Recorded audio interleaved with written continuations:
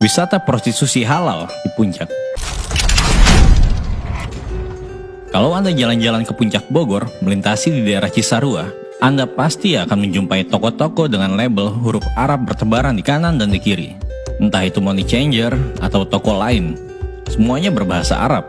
Kemudian, kalau ada sejenak menyempatkan diri turun di wilayah itu, Anda akan menemui beberapa orang laki-laki Timur Tengah berseliweran di daerah tersebut. Layaknya kampung halaman mereka sendiri.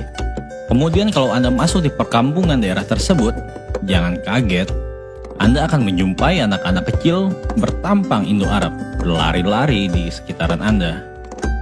Siapakah anak-anak yang lucu dan imut tersebut? Mereka adalah anak yang tidak berdosa dari hasil kawin kontrak ibu asli Sunda dan ayah asal Timur Tengah. Sejatinya kawin kontrak adalah cara syariah para pendosa itu untuk melakukan perzinahan dan bentuk prostitusi terselubung.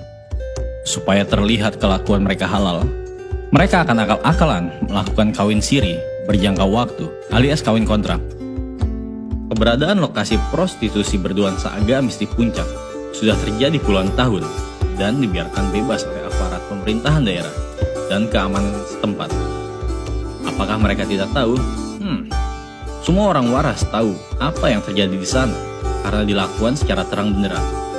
Dan saat ini, area prostitusi bersertifikat halal tersebut sudah merambah jauh, tidak hanya di Cisarua, tapi juga merambah ke arah sekitaran Taman Bunga Cipanas.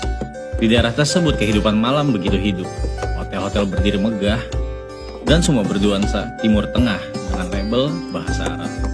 Ini sebuah ironi, karena kedua daerah tersebut, Kabupaten Bogor dan Cianjur, telah memproklamirkan dirinya sebagai daerah bernuansa Islam yang kuat.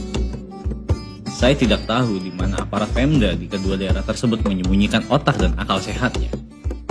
Semua bentuk kejahatan bernuansa keselangkangan ini dibiarkan puluhan tahun tanpa tersentuh.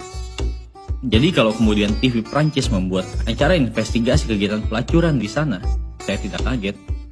Hanya sebagai anak bangsa, saya malu. Menurut pengakuan beberapa orang yang saya tanya, sering terjadi gesekan sosial antara penduduk lokal dan para turis Timur Tengah. Karena mereka sering mabuk dan membuat keonaran, tapi semua diselesaikan oleh aparat desa dan keamanan setempat dengan tumpukan amplop di bawah meja mereka. Akhirnya para penduduk apatis dan membiarkan kondisi ini berlarut-larut. Secara psikologis, semua pasti fenomena mesum ini banyak merusak anak-anak dan generasi muda di daerah itu.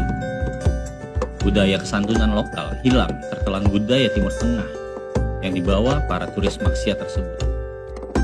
Masalah selanjutnya yang terjadi adalah status anak yang dilahirkan dari kawin kontrak tersebut. Mereka rata-rata tidak punya akta kelahiran, dan yang terjadi supaya mereka bisa sekolah, terjadilah manipulasi dokumen ilegal mereka. Jadi jangan kaget kalau anak berhidung mancung, putih, khas Indo-Arab bernama Maman Supratman, Jajang Suranjang, atau nama khas Sunda lainnya. Sampai kapankah hal ini akan dibiarkan? Entah, sistem pemerintahan yang korup membuat keberadaan wisata prostitusi halal semakin marak dan beranak pinak. Jadi jangan tersinggung kalau dalam tangan video di bawah sedikit melecehkan rasa kebangsaan kita sebagai sebuah entitas bangsa. Saya miris melihatnya. Kembalikan kejayaan negeri matahari.